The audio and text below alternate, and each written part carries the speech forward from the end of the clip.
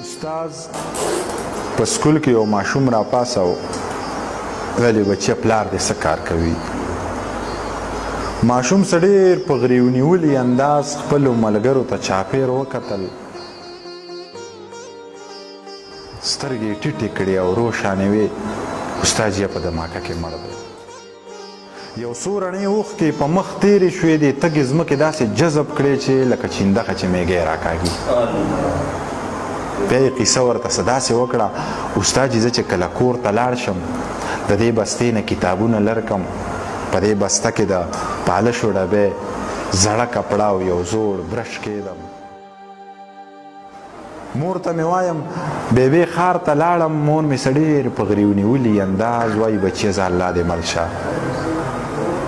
د دغې ښار د یو سړک په غاړه په یو فوټپات دغه کپړه خوره کم، سره د برش او د پالشو کینم.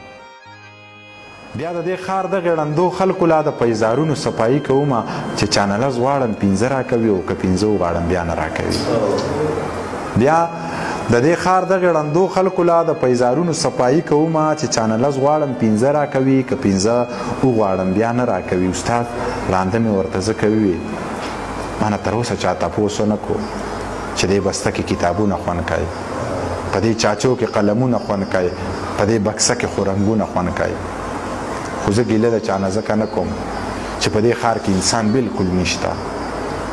خو زه ګیله د چا نه ځکه نه کوم چې په دې ښار کې انسان بلکل نشته. دلته د زړه خاوندان بلکل نشته، دلته په چا کې ایمان بلکل نشته، دلته په سترګو کې نظر هم نشته او دلته زما غوندې نهر هم نشته.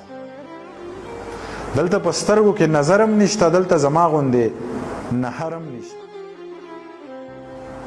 ماشوم قیصه لا ختمه کړې نه وه چې د چوټۍ ټلۍ یې ووهله، خاموشي ورسره ماته شوله.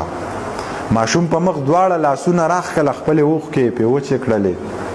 خو په تلو تلو کې استاد یې ته وې بې ادبي ماپ.